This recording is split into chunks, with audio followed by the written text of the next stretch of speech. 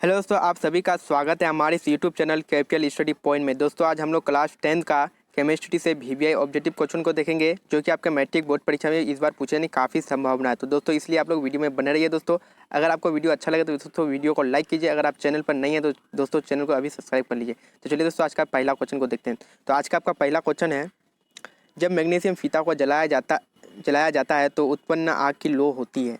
यानी कि दोस्तों जब हम लोग मैग्नीशियम फीता को जलाएंगे तो उसमें जो आग उत्पन्न होगा तो वो किस रंग का होगा। तो ऑप्शन ए में आपका पीला, ऑप्शन बी में आपका नीला, ऑप्शन सी में आपका चमकीला उजला और ऑप्शन डी में आपका लाल।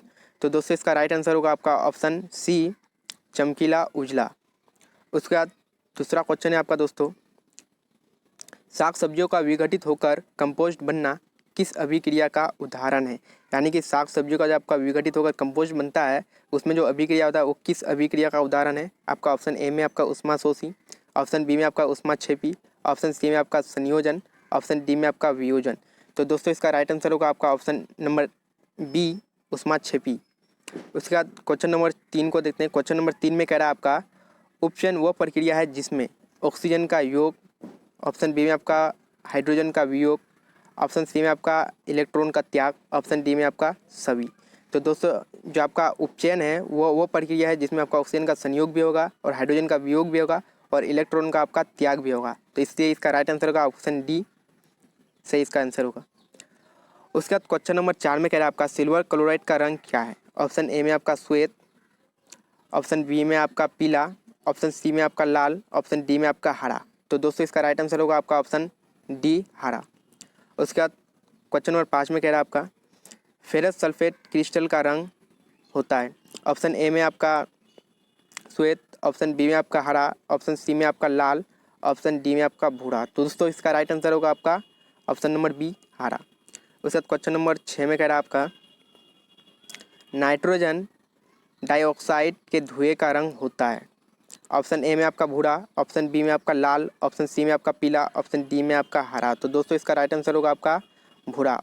नाइट्रोजन डाइऑक्साइड के धुएं का रंग होता है आपका भूरा। उसके बाद क्वेश्चन नंबर 7 को देखते हैं। क्वेश्चन नंबर 7 में कह रहा है आपका शोषण किस प्रकार की रासायनिक अभिक्रिया है। 4 ऑप्शन दिया हुआ है इसमें, आपका उपचयन, संयोजन, उसका दोस्तों आपका सी में उष्माक्षेपी, ऑप्शन डी में आपका उष्माशोषी। तो दोस्तों इसका राइट आंसर होगा आपका उष्माक्षेपी। उसके बाद क्वेश्चन नंबर 8 में कह रहा है आपका रासायनिक अभिक्रिया को व्यक्त किया जाता है। ऑप्शन ए में संकेतों के द्वारा, ऑप्शन बी में आपका अणुसूत्रों के रूप में, ऑप्शन सी में आपका समीकरणों के द्वारा, ऑप्शन डी में आपका सरल सूत्रों के द्वारा। तो दोस्तों इसका राइट आंसर होगा आपका ऑप्शन सी, समीकरणों के द्वारा। उसके बाद क्वेश्चन नंबर 9 है आपका समीकरणों के बाएं एवं दाएं प्रत्येक प्रकार के परमाणुओं की संख्या समान है, ये समीकरण है। यानी कि दोस्तों आपका एक समीकरण दिया हुआ है, उसमें आपका बायां यानी कि लेफ्ट और राइट दोनों साइड का जो है आपका परमाणुओं की संख्या बराबर है। तो इस समीकरण को हम लोग क्या समीकरण कहेंगे, तो इस समीकरण को हम लोग कहेंगे संतुलित समीकरण। इसका राइट आंसर होगा ऑप्शन बी। उसके बाद क्वेश्चन नंबर 10 में आपका कह रहा है दूध से दही बनना कैसा परिवर्तन है। यानी कि दूध से जो दही बनता है आपका वो कैसा परिवर्तन है। ऑप्शन ए में आपका भौतिक परिवर्तन, ऑप्शन बी में आपका रासायनिक परिवर्तन, ऑप्शन सी में आपका भौतिक और रासायनिक दोनों, और ऑप्शन डी में आपका इनमें से कोई नहीं। तो दोस्तों इसका राइट आंसर होगा आपका ऑप्शन बी, रासायनिक परिवर्तन। दूध से दही बनना कैसा परिवर्तन है, तो रासायनिक परिवर्तन है। उसके बाद क्वेश्चन नंबर 11 में आपका रासायनिक अभिक्रिया में भाग लेने वाले पदार्थ को कहते हैं। यानी कि वैसे पदार्थ जिसमें हम लोग रासायनिक अभिक्रिया में जिसको भाग लेते हैं तो उस पदार्थ को हम लोग क्या कहेंगे। तो ऑप्शन ए में आपका प्रतिफल, ऑप्शन बी में आपका अभिक्रिया, ऑप्शन सी में आपका अभिकारक, ऑप्शन डी में आपका इनमें सभी। तो दोस्तों इसका राइट आंसर होगा आपका ऑप्शन सी, अभिकारक।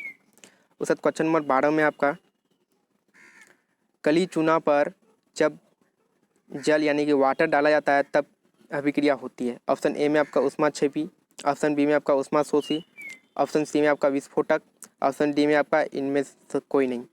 तो दोस्तों इसका राइट आंसर होगा आपका ऑप्शन ए, उष्माक्षेपी। उसका क्वेश्चन नंबर 13 का देख लेते हैं। क्वेश्चन 13 में है आपका शरीर में भोजन का पचना किस प्रकार की अभिक्रिया है। ऑप्शन ए में आपका उदासीनीकरण, ऑप्शन बी में आपका ऑक्सीकरण, ऑप्शन सी में आपका आउकरण, ऑप्शन डी में आपका इनमें से कोई नहीं। दोस्तों इसका राइट आंसर होगा ऑप्शन बी, ऑक्सीकरण। इसका दूसरा नाम है आपका उपचयन।